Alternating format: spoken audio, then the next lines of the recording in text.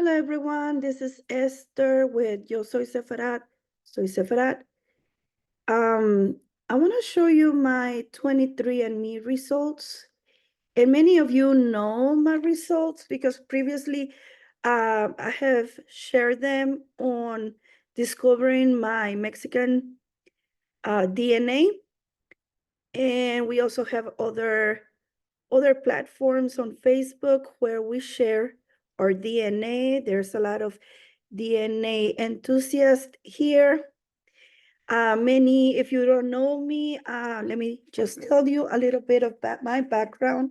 I was born in Monterrey, Mexico. From Nuevo León, most of my people come from a town called Cadereyta, Jimena, Nuevo León. And many Texans, they know this town because many of their ancestors either were born in Cadereyta or were they settled there, and they will come and go from that town to many towns in Coahuila, Nuevo León, Tamaulipas, and Texas. I have a lot of cousins in Victoria, Texas, not close cousins, but genetically we're very close. Also, my parents, my mom's side, well, both sides, but especially the De Leon, which is funny because my dad also has De Leon, so I cannot say only my mom's side. But my mom's side, most of her family was born in Texas, and that wasn't unusual. That was very usual. We have an ancestor, all of the Texans and people where I'm from in common, where this person named all the rivers in Texas, most of the rivers. I cannot say all the rivers. For example, Alonso de Leon, he named the Trinity River. He named Brazos River, many rivers in Texas. So they were here before it was the United States of America. So we were here before we can say we're native to this land. A lot of people do not understand that native to the land doesn't mean that we belong to a tribe, a Native American, pre-Hispanic tribe. Perhaps we do, perhaps we don't.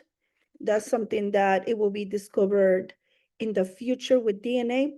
But we're native to Texas, native to Nuevo León, and the regions of Tamaulipas and Coahuila. So saying that our DNA might look very similar, people from North Tamaulipas, people from Nuevo León, people from Coahuila, people from Texas, and a lot of people reach out to me asking me if we share an ancestor in common, and we do because we come from the 13 original families that came to settle that area. But genetically, we look like we're second cousins, third cousins, but that's because we have double cousins in the DNA world. That means that your cousins through your dad and your cousins through your mom. And also, you got to remember our community is very endogamous, and therefore, our communities were not allowed to marry out. It doesn't mean it didn't happen, but usually our communities came from a group of people that needed to be very careful who they married. So usually they will marry a family that they knew. How did they know these families? By living together for many generations, and also by some stuff that I will talk about in another video. Saying that, I would like you to pause this video, take a pencil and paper.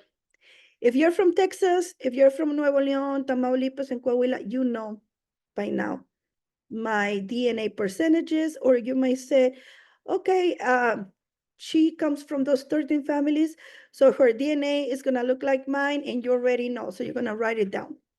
You might be off by a few points, you might be off by 10 points, 20 points, but this is fun. So if you don't know anything about this region, if you're from another country, for example, you're from Colombia, if you're from Venezuela, Peru, and by the way, I'm saying hi to all my DNA cousins from those countries. Believe it or not, we do have some cousins.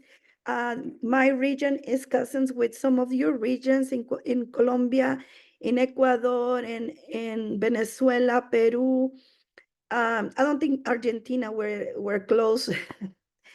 But if you're from Cuba, if you're from Puerto Rico, if you're from all these countries, beautiful countries, we do have República Dominicana. We have a lot of cousins. Yes. And thanks to one of my Texan DNA cousins, we find out that we are related through the Jaén or Texan lineage. So yes, we do have cousins in the Dominican Republic. So I'm saying hi. So pause this video, get a pen or pencil, and write down the percentages that you think I am. This is fun. And like I said before, if you're from Texas, if you're from Nuevo León, Tamaulipas, Coahuila, you're gonna guess it right because we almost have the same DNA, and you will say why. But I'll explain in another video why we're so similar. But pause this video. I'll give you a few minutes whenever you feel ready so you can see my results, okay? I'm gonna pause it too. Okay, hopefully you did pause it too, because I needed to check my 23andMe. Okay, so I'm gonna start by sharing my screen. Let's see how it goes. Okay, so I do have most recent DNA from 23andMe, and I did a new one because the old one, they will not update it. And you know us, all these DNA enthusiasts, we are always waiting for updates. There are companies that are not doing that, and I'm sorry, I will not recommend you if you don't update your DNA every year. That means you're not doing proper research. You gotta do your proper research.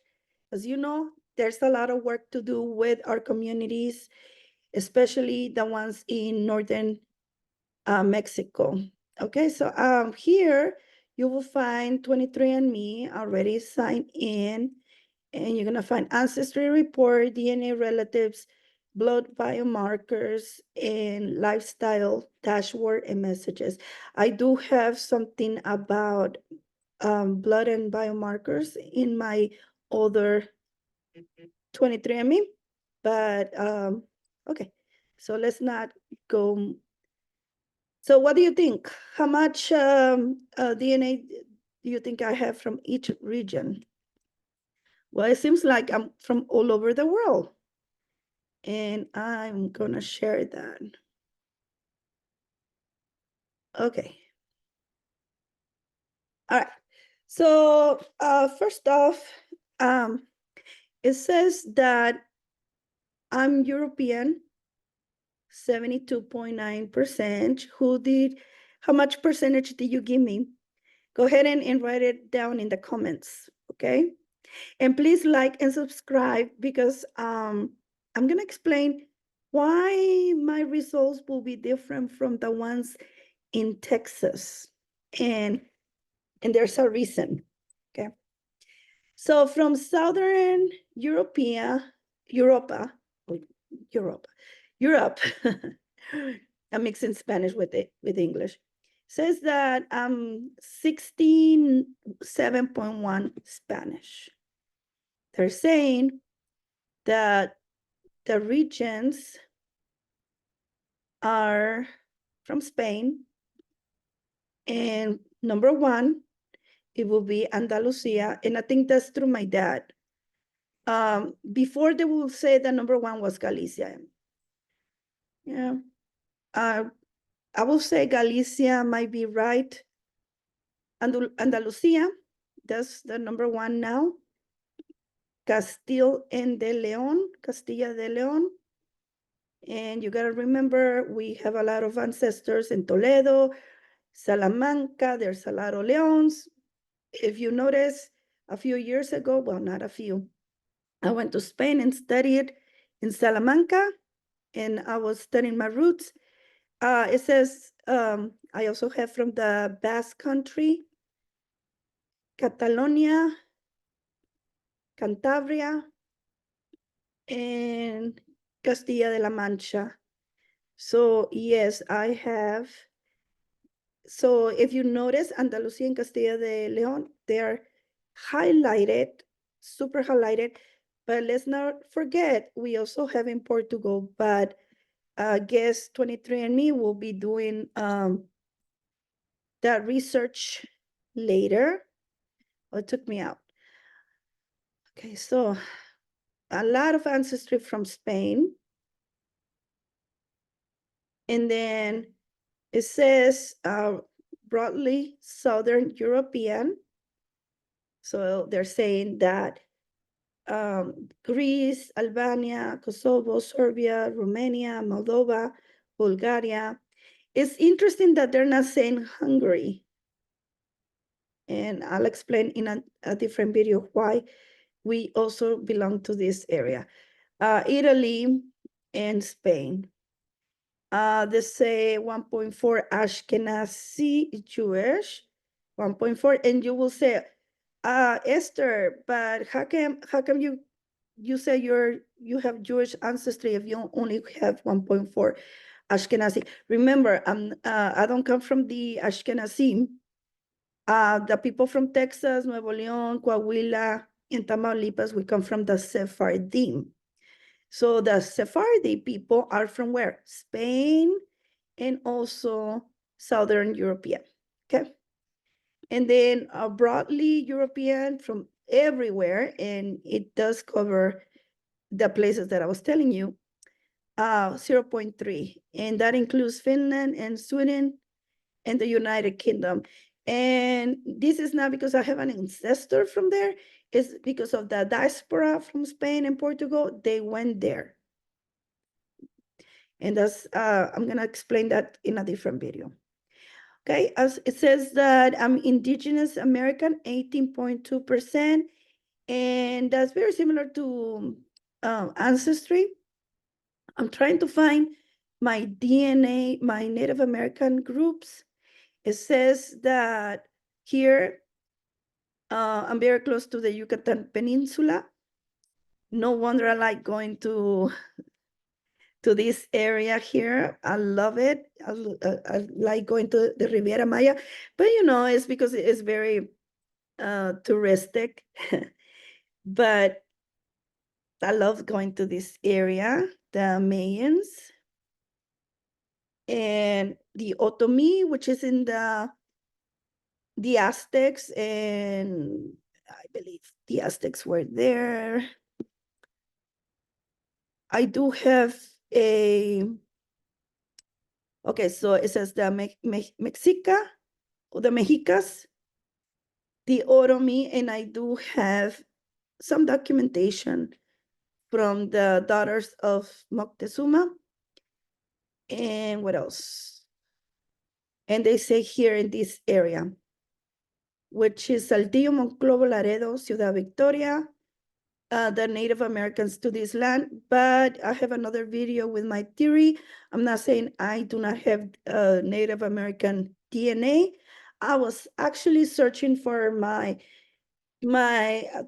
either to increase my DNA because you sometimes you want more. Like, oh, I want more Native American. Because I wanted to see who I belong to, what tribe, and many don't know in this region. To natives, they were just called natives. They were not called a tribe. If you go to Monclova, you will find that they reported a lot of what is it called? Apaches. And I wish that was done in Nuevo León, in Cadereyta. Apparently, like I said, we were very close community, and they were not allowed to marry out and marry in. And so my ancestry says something else, but I think I explained in another video my theory. Many are gonna be against it, but anyways, it says sub-Saharan African, West Africa, from this area, and also we gotta talk about some areas here. It says on 1.3 Senegal and Guinean. What else? Nigerian, broadly West African, Congolese, Angolan. And well, you gotta remember, I have Andalusian, and Andalusian, there were a lot of Moors in Spain, but also you gotta remember a lot of Spanish orphans, they were sent to West Africa. I'm gonna talk about that in a different video. And I have my theory about the 3.8 West African. I do have a documented mulatto in my genealogy, and he was Captain Pedro de la Garza. He was listed as mulatto. So my 3.8 could be from Captain Pedro de la Garza, which is interesting because most of us in Nuevo León, Coahuila, Tamaulipas, and Texas, we come from Pedro de la Garza, and he was listed as mulatto, but their West African is a little lower, which it doesn't make sense because if we come from the same people, we should be around the same, but we're not. But I'll explain my theory in a different video. West Asian and North African, that's very, yes, I do have ancestors that were born in Israel. I do have, I don't know anybody else from other areas. I do know my maternal lineage comes from Turkey.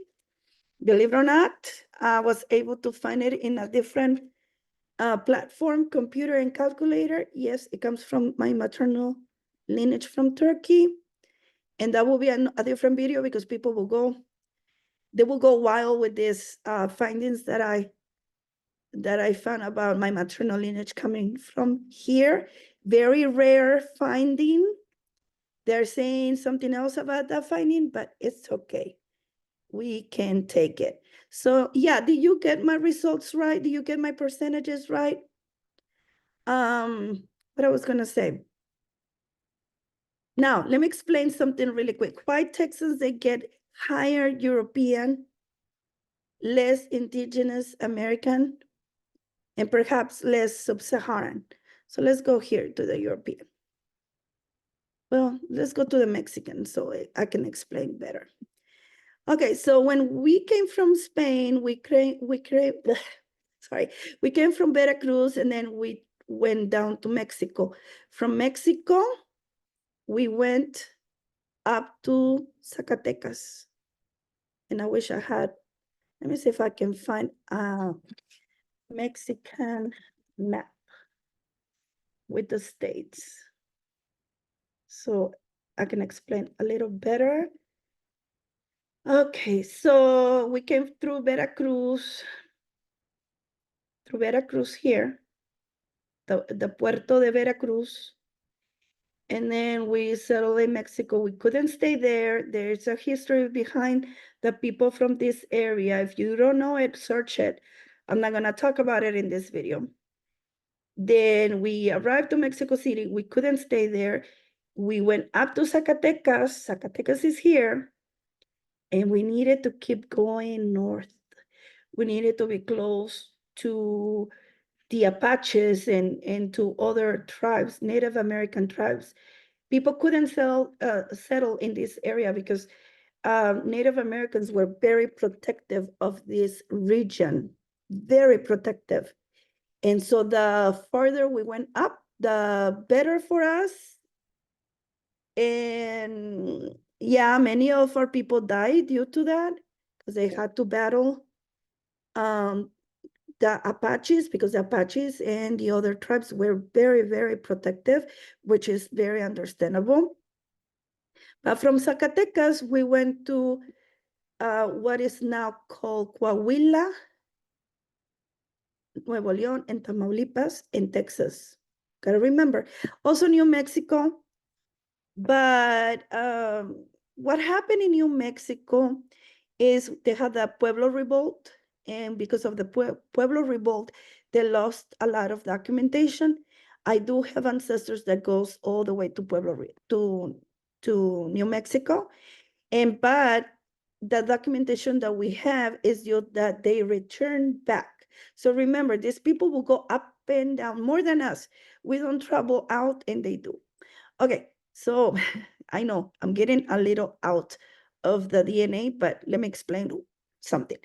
So the farther you go, my theory, and remember, this is my theory because then a lot of you might be calling the companies, and the companies, they still working on it, okay?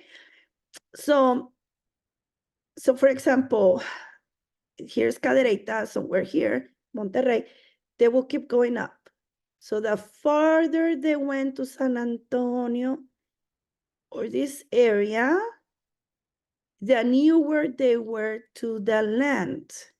And remember, they settled here in the 1700s, so 20% of our people were there by the 1700s, therefore getting more Native American to the land, not to a tribe. They didn't belong to a tribe. Maybe they came already mixed from South Mexico. They had DNA from Yucatan. They had DNA from the Aztecs, a little bit from here. But in the 1700s, they arrived. And remember, 6 to 7 generations, they make a new bottleneck. If you don't know about the bottleneck effect in DNA, you need to be looking into that. We make a new DNA fingerprint. So therefore, when people went up, the further they went, the DNA, the Native American DNA is going to reduce. And it's not because they didn't mix out with other people, it's because they were newer to the land.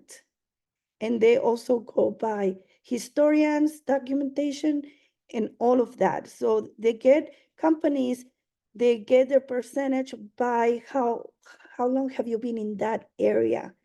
And if you were newer to that area, the less DNA, Native American DNA you're gonna get.